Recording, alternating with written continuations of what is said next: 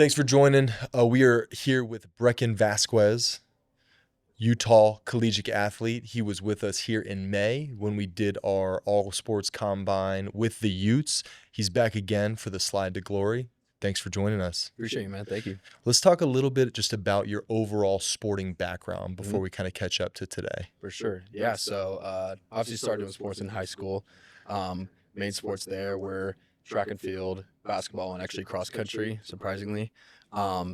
Ended up not having the opportunity to play collegiate sports. For basketball was my main one that I was hoping for. COVID kind of screwed up the recruiting process for me.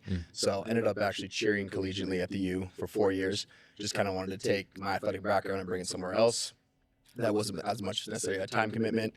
Had a ton of fun there. Built a great strength conditioning foundation through cheer. And then just kind of got in touch with Game Time through Anna and you guys' combine. So yeah, what was the overlap going from track and field, basketball to as you went to Utah, transitioning into cheer? Yeah, so I mean, if you think about like a cheerleading stunt or the co-ed, it's pretty much just like a clean and jerk is like essentially that. But yeah, I think the athletic background I had, obviously for basketball, just like overall rate of force development, be able to move stuff fast as you're throwing people in the air and then catching, definitely helped. But I definitely noticed I got like big, like I got super strong doing cheers. It's very, very specific to, you know, that strength and power foundation. So, yeah. And at the last event, you were the top spark rating. Yeah. So as you've been doing more training for kind of the all sports combine, you know, which is an entry into Olympic pathways, what happened after you competed last time? Talk to us a little bit, even from May to now. What's transpired? Hearing about that event, I actually had like 3 weeks of like consistent training. Like I had never run a 40 in my life. Never done like a 5:10.5 or anything like that. So I had one of our coaches here who's the track S&C coach kind of write me up just a little like speed program. Ended up doing that for 3 weeks. Felt pretty good, but obviously there's some things I can still tweak. So after that combine, definitely switched my training to just a lot of speed focus. Actually used Blaine McConnell, who's a former U.S. Bobsled Olympian. Kind of took some of his programming and individualized it to myself and been sprinting a lot, lifting a lot, and moving stuff fast. So, and what about even after? It looks like you're training other athletes as well. Yeah. So actually headed the U.S. Bobsled and Skeleton Development Program. Chris reached out a little later in July and asked if we'd be willing to house some of the athletes here and some of the national athletes as well, just while they're home in town to train. It's been going great. Some young kids in here who have a lot of potential and just kind of helping them set that foundation for. And what's that been like for you, both training, learning about the sport, adapting your own training? Yeah, so they gave us obviously like a little bit of a template of what they wanted, but it's been super cool to kind of nitpick the different, you know, foundations that they want for bobsled specifically. Like obviously incorporates so much of athleticism in general. It's been super cool to kind of pinpoint that and just program for these kids and their development into hopefully the Olympics at some point. So. And how are you thinking about your training? Are there certain benchmarks on the speed side, on the power side? How are you measuring your I utilize the VALD, the testing we have here, which has been amazing. Obviously, being able to utilize this facility and all the equipment we have, I think it's a great performance indicator for a lot of different things. Yes, that's big. I mean, because you can only really tell so much from how you're actually feeling and, you know, how the weight's moving. So seeing those metrics are super cool. And what's your prediction on the spark rating? I think last time, off the top of my head, I think it was like 112, which is top, around like 115. Yeah, I think is what it was, somewhere around there. It might have been 115. That sounds more right. Okay. Don't let me short you. I was like, I was proud of it. We'll have the fact checkers, but but what do we think? I think 40 for sure. I'm shooting for like a 4.5. I hope. If it's on the track, we get the spikes out there. Yep. I'm confident with that.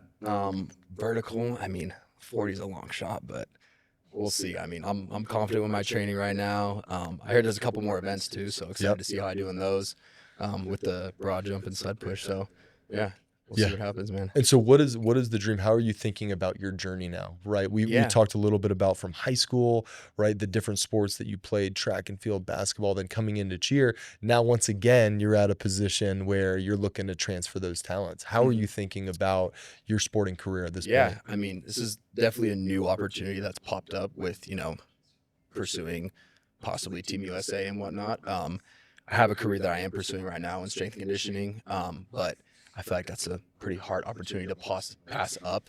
The chance to, you know, represent our country and be an Olympian is, you know, get that opportunity very often. So we'll see what happens Saturday. And yeah, I'm excited. And yeah. Obviously 2026 is close, but Yes, then yeah. following up after kind of future Olympic Games, do you have Yeah. any timeline, personal kind of goals of what you would want to see as you're kind of training and going I for? mean, as of right now, just kind of step by step. But I mean, I've fallen in love with training in general, and just always having a goal that you're aspiring to reach.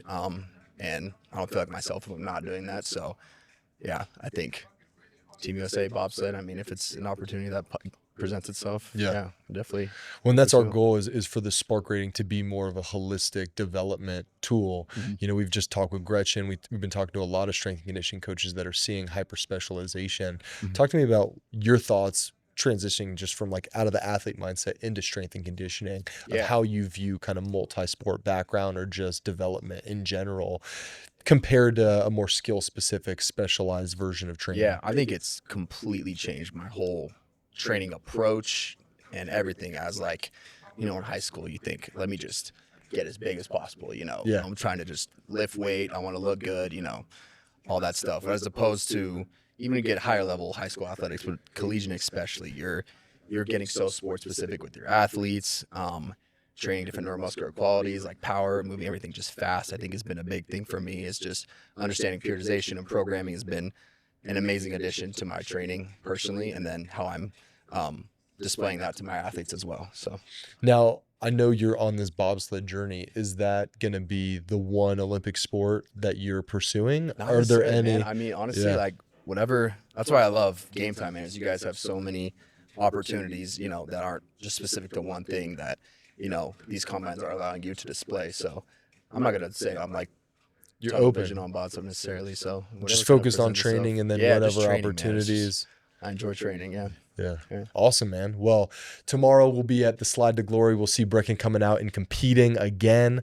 We'll see if he can come out again with that top score. There's going to be a little bit more competition, in the 50s of athletes. What is your mindset kind of going into tomorrow? You've already been training, just go Yeah. in and have fun. Are Yeah, there I any think there'll things be you- a few familiar faces from last time. I know my buddy Oliver, who was on the Alpine team, Yep. is going to be showing up again. So Amazing. I remember we were pretty neck and neck last time. Yep. So excited to compete, man. Yeah, excited to see what all different types of athletic backgrounds show up there. And yeah. Awesome, man. Well, thank you so much for joining us. Yeah, Appreciate sure. you. Appreciate you, man. That's it. Right on.